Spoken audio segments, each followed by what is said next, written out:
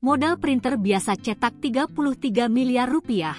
Polisi sergap mafia uang palsu. Tim Reskrim Kepolisian Sektor Tanah Abang menggerebek sebuah rumah yang menjadi pabrik pembuatan uang palsu di perumahan Gria Melati 1, Blok C3A, RT 03 RW 13, Kelurahan Bubulak, Kecamatan Bogor Barat, Kota Bogor, Rabu, 9 April 2025. Dalam penggerebekan tersebut, petugas mengamankan uang palsu siap edar senilai 1,3 miliar rupiah dalam bentuk pecahan Rp100.000.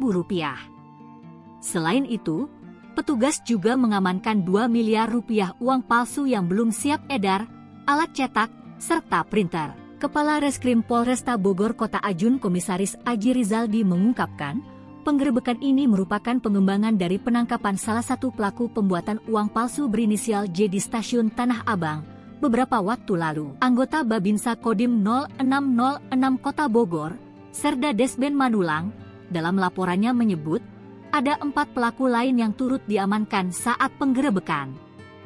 Keempatnya yakni Ba, Ar, La, dan DS. Manulang menyampaikan, operasi penggerebekan dipimpin oleh Kanit Reskrim Polsek Tanah Abang Komisaris M. Malo beserta 8 anggota lainnya.